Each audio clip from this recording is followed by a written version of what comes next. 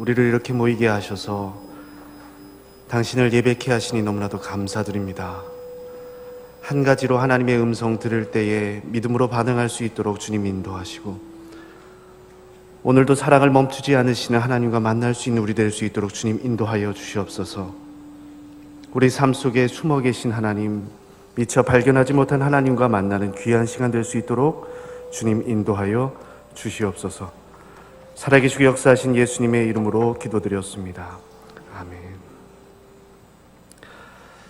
네, 먼저 말씀을 시작하기 전에 항상 우리 말씀해 주시고 기도해 주시고 우리 교회를 헌신하시는 담임 목사님 위해서 때마다 중보해 주시면 감사하겠습니다. 어제 링거 맞으시면서 누워 계시는데 참 마음이 아프더라고요. 그래서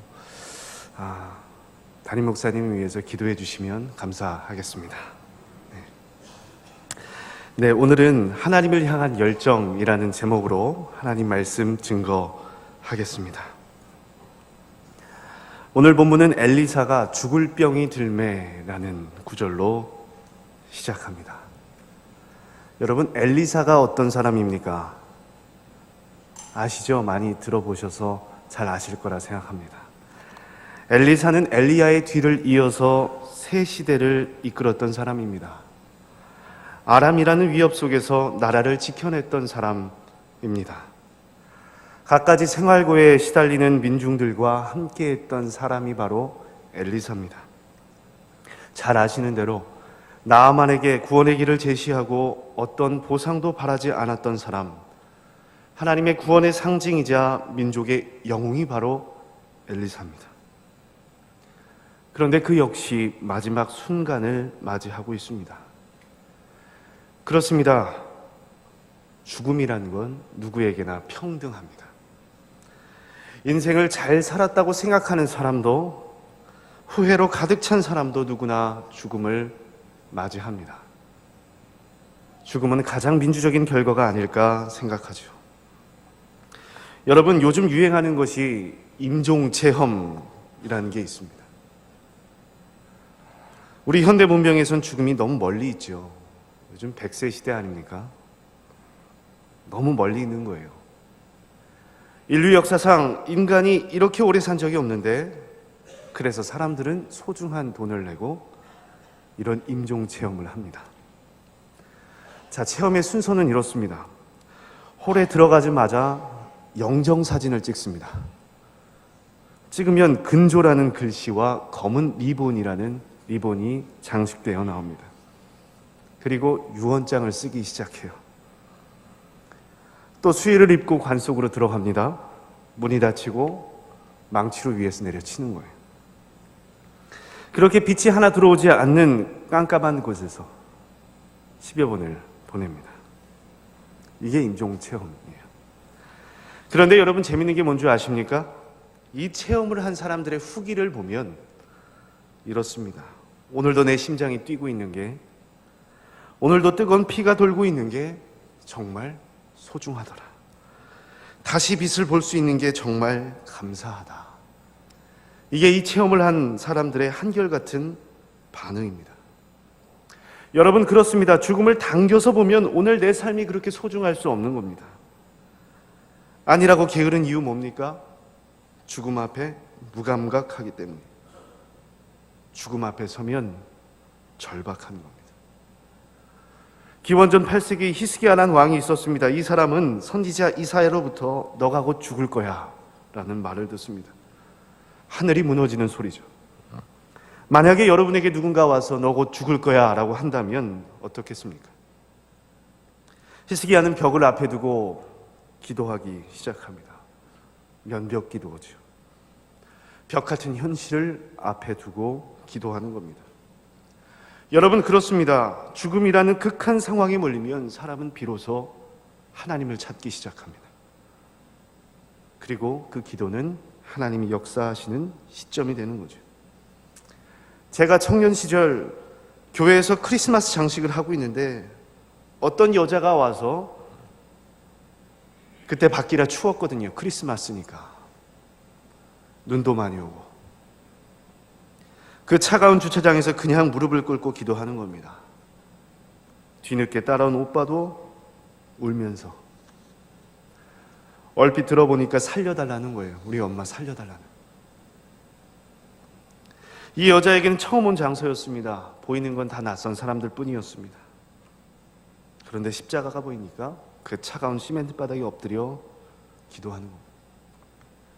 제가 거기서 깨달은 게 있어요. 아, 죽음 앞에 선다는 게 저런 거구나. 철학자 몽테뉴는 이렇게 말했습니다. 죽음에 반격할 수 있는 가장 좋은 방법은 죽음에 대한 생각을 한시도 놓지 않는 것이다. 여러분, 얼마나 여러분의 마지막을 생각하십니까? 여러분이 정의하는 여러분의 마지막은 뭡니까? 우리가 오늘 말씀을 대할 때 이런 절박함을 가지고 보자고요.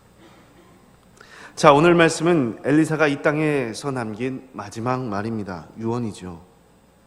우리는 오늘 본문을 보면서 엘리사의 절박함을 느껴야 합니다. 후대를 향한 마음이겠죠. 그런데 애가 타는 사람은 엘리사뿐이 아니었습니다. 찾아왔던 요아스라는 사람 역시 엘리사의 죽음을 누구보다 안타까워했습니다. 우리가 본문을 조금 더 깊이 이해하기 위해선 이 본문이 쓰여졌을 시대적인 배경을 이해해야 합니다. 당시 고대 근동지방은 요동치고 있었습니다. 강한 아합 정권이 무너지고 예후라는 사람이 북이스라엘의 왕이 됩니다. 아합은 어떤 사람이었습니까? 바알이란 신앙 위에 나라를 세운 사람이었습니다. 하지만 예후라는 사람은 여호와 신앙 위에 나라를 세웁니다. 이것이 무엇을 뜻합니까? 한 사회를 움직이는, 한 나라를 움직이는 시대 정신이 완전히 바뀐 겁니다. 아합은 여호와를 섬기는 엘리야를 죽이려 했습니다. 그런데 예후는 엘리사를 가까이 합니다. 무슨 문제만 터지면 엘리사에게 답을 드리려고 했습니다. 오늘 말씀에 등장하는 요아스는 누굽니까? 이 예후라는 사람의 손자입니다.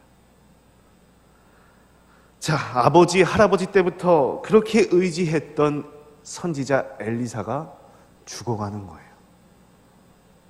여러분, 요아스의 마음이 어땠겠습니까? 내가 잡고 있던 유일한 기둥이었는데 이게 지금 쓰러지고 있는 겁니다.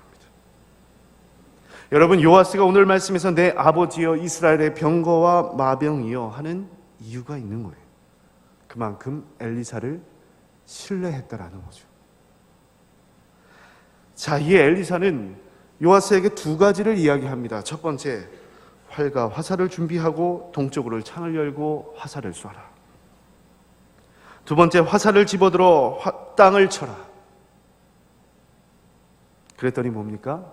요아스가 3번 치고요, 엘리사는 불같이 화를 냅니다. 요아스, 왜 3번밖에 안 치냐? 왜 3번밖에 안 쳤냐고 엘리사가 불같이 화를 내는 거예요. 여러분, 이 말씀을 어떻게 우리가 받아들여야 할까요? 먼저 제가 질문하겠습니다. 왜 동쪽일까요? 서쪽도 있고 북쪽도 있고 남쪽도 있는데 왜 동쪽으로 창을 내라 했을까요? 여러분, 동쪽으로 창을 내라 하는 건, 활을 쏴라 하는 건 아람과 끝까지 대적하라라는 겁니다. 왜냐하면 이 아람이란 나라가 북이스라엘의 동쪽에 있었기 때문입니다. 활을 쏘라, 살을 날려라 라는 건 대적하라, 전쟁해라 라는 의미이기도 합니다. 자, 그렇다면 왜 3번 치는 걸로 3번밖에 안 쳤다고 엘리사가 화를 낼까요? 여러분, 치다라는 단어 히브리어는 니카입니다. 이 니카는요, 표면적으로 치다라는 뜻이지만 적을 칠 때, 전쟁을 시작할 때 쓰는 단어가 바로 이 니카입니다. 침공이라는 번역이 더 잘 어울릴 겁니다. 자, 여기서 우리가 한번 생각을 한번 해보자고요. 엘리사가 동창을 열어라, 니카 니카 했을 때 요아스가 그 말씀의 진의를 몰랐을까요? 정말 몰랐을까요? 왕인데, 당시의 국제 정세를 누구보다 잘 아는 사람인데 당연히 알았겠죠. 엘리사가 무슨 말을 하고 있는지, 자신이 하는 행위가 무엇을 뜻하는지 요아스는 분명히 알았을 겁니다. 그럼에도 그는 땅을 3번만 칩니다. 왜죠? 왜 3번만 쳤을까요? 싸우기 싫다는 겁니다. 여러분, 요아스에게 아람이란 나라는 트라우마입니다. 심리적인 외상이에요. 자, 7절을 보시기 바랍니다. 아람 왕이 여호아하스의 백성을 멸절하여 타작마당에 티끌같이 되게 하고 마병 50명과 병거 10대와 보병 10,000명 외에는 여호아하스에게 남겨두지 아니하였더라. 자, 9절입니다.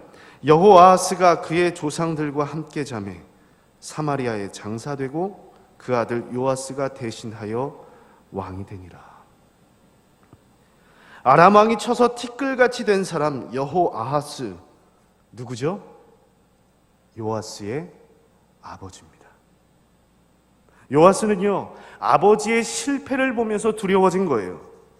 전쟁에서 비참하게 치는 아버지의 모습을 보면서, 마치 티끌같이 된 아버지의 모습을 보면서, 부모는 뭐죠? 자식의 거울인데 이 거울을 산산조각 낸 게 누구예요? 아람이라는 겁니다. 요아스는요, 아람이 얼마나 무서운 적인지, 얼마나 무서운 사람인지 알았다라는 거예요.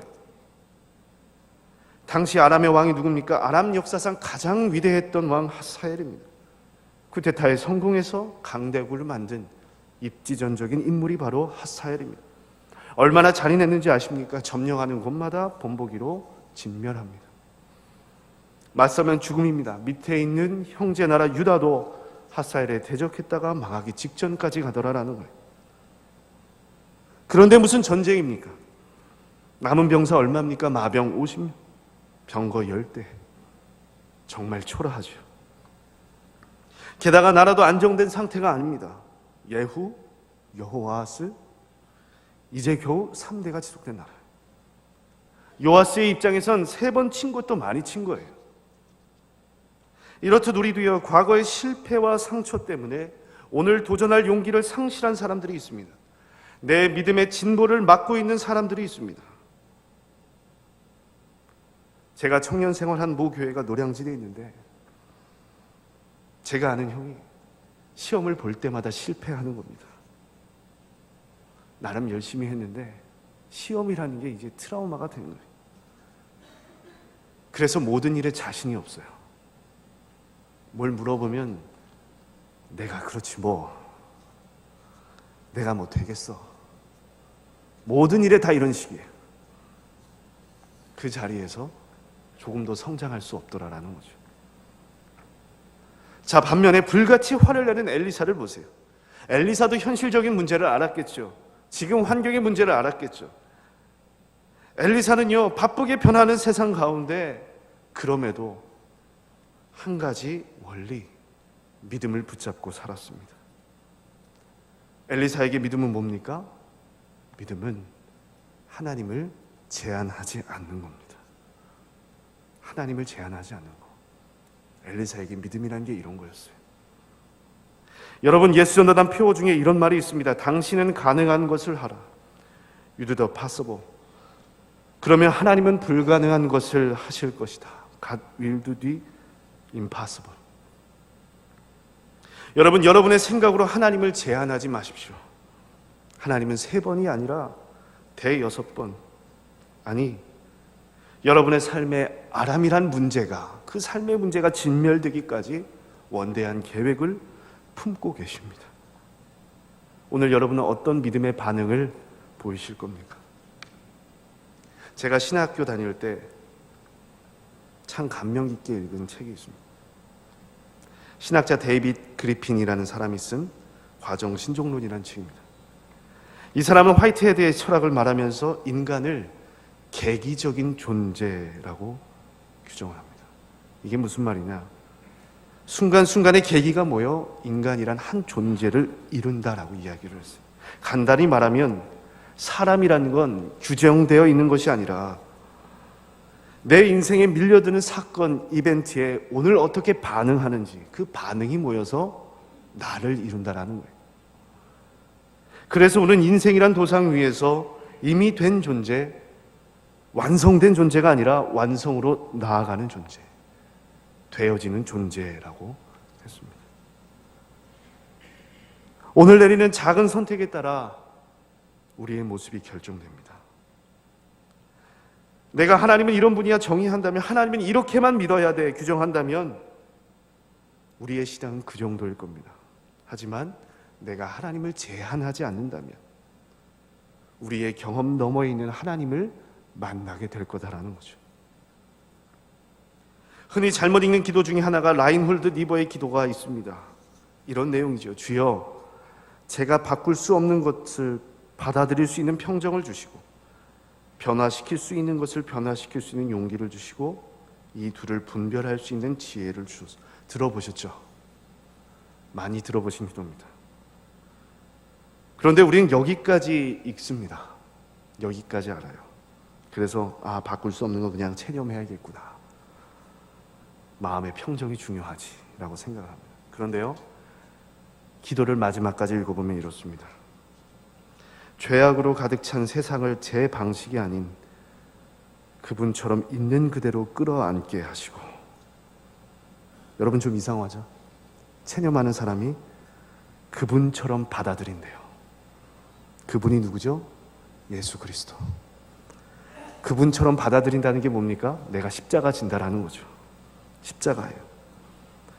내가 당신 안에 살면 당신께서 모든 것을 바르게 세우실 것임을 믿게 하셔서,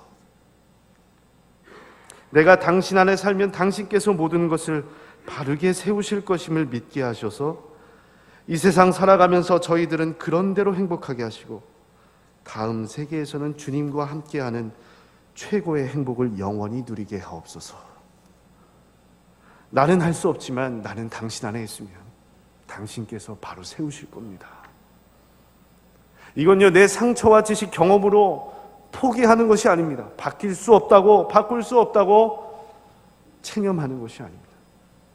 하나님 사랑 안에 거하면, 하나님 안에 거하면 하나님께서 바로 세우실 거야 라는 믿음의 결단이자 고백입니다. 이 기도는요, 현실을 바꾸고 싶고 또 바꾸고 싶은 열망에서 나온 거예요. 내 한계와 하나님을 향한 믿음의 고백이 바로 이 기도입니다. 여러분, 하나님이 하십니다. 내가 할 수 없는 거 하나님이 하십니다. 포기하지 마세요. 실망하지 마세요. 중요한 건 뭐죠? 하나님 안에서 하나님을 끝까지 신뢰하는 겁니다.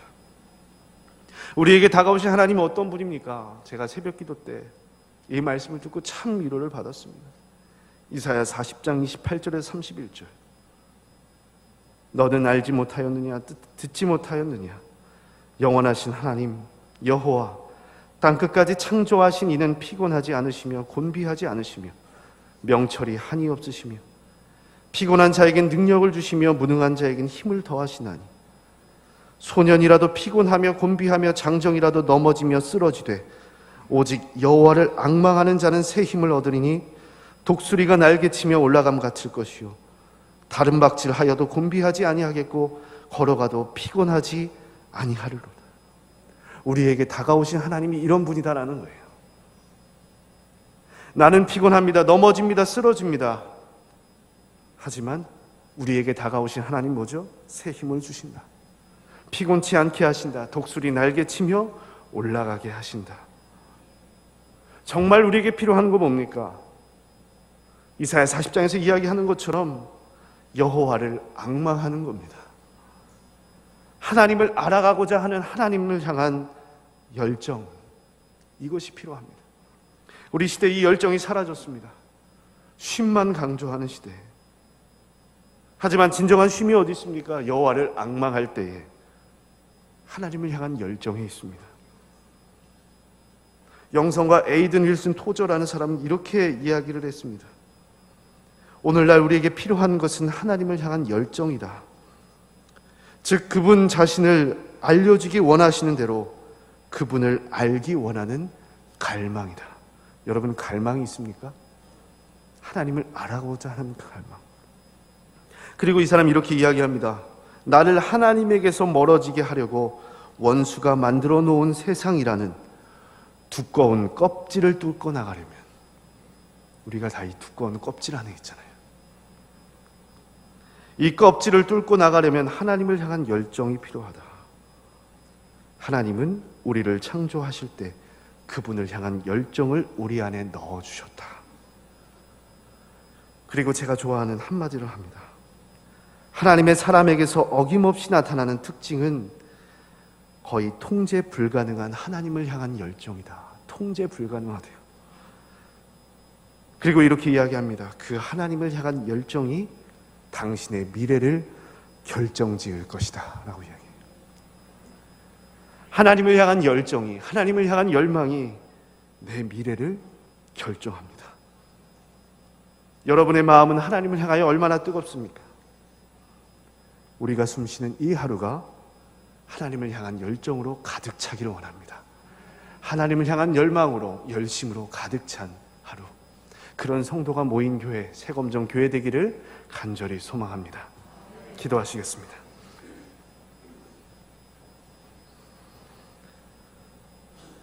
내가